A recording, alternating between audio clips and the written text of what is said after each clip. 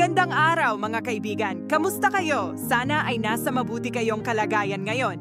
Meron akong isang napakagandang kasabihan na gusto kong pag-usapan natin. Ang pinakamahusay na paraan upang makapredict sa kinabukasan ay upang gawin ito. Hindi ba ang gandang pakinggan? Parang sinasabi nito na tayo ang may hawak ng ating kinabukasan. Kaya kung handa na kayong maging excited para sa inyong future, samahan niyo ako sa usapang ito. Step 1. Ang kinabukasan ay nasa ating mga kamay. Alam nyo, minsan iniisip natin, ano kaya ang mangyayari bukas? Maganda kaya ang magiging takbo ng buhay ko? Pero ang totoo, hindi natin kailangang hulaan ang hinaharap. Bakit? Dahil tayo mismo ang gumagawa nito. Parang nagpipinta tayo ng obra maestra. Nasa atin ang brush, nasa atin ang mga kulay.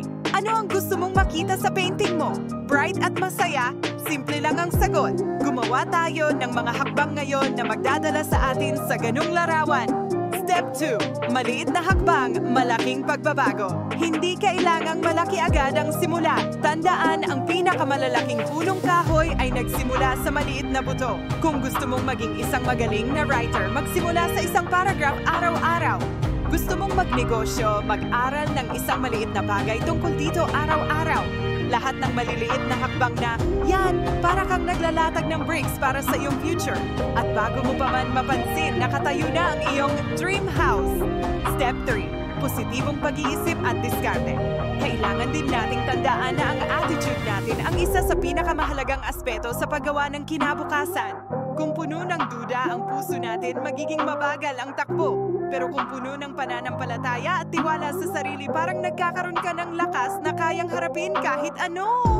Kaya mahalaga na isipin natin, kaya ko to! Sabayan mo pa ng tamang diskarte at ang mga plano mo ay mas madali mong maaabot. Step 4. Huwag matakot sa pagkakamali.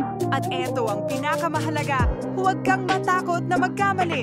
Ang bawat pagkakamali ay isang leksyon, isang hakbang patungo sa mas maayos na desisyon. Isipin mo, paano ka matututo kung hindi ka sumubok? Kaya sige lang, subok lang ng subok. Tandaan, kahit ang pinakamagagaling na tao sa mundo nagsimula sa pagkakamali. Step 5. Magsimula. Ngayon, kaibigan, ano ba ang pangarap mo? Isipin mo yan ngayon. Dahil ang susi sa paggawa ng future mo ay nasa kasalukuyan. Huwag nang maghintay ng tamang panahon dahil ang tamang panahon ay ngayon. Isang hakbang lang kahit maliit. Ito ang simula ng iyong obra maestra. Maraming salamat mga kaibigan sa pagsama sa akin sa usapang ito. Tandaan nyo, hindi mo kailangang hintayin ang hinaharap dahil pwede mo na itong simulan ngayon.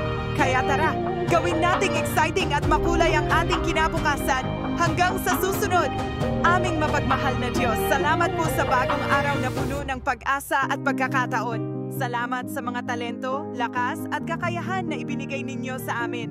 Gabayan po ninyo kami upang maging matatag at masigasig sa paglikha ng kinabukasang naaayon sa inyong plano. Bigyan ninyo kami ng tapak upang harapin ang hamon ng karunungan upang gumawa ng tamang desisyon at ng pananampalataya upang maniwala sa aming kakayahan.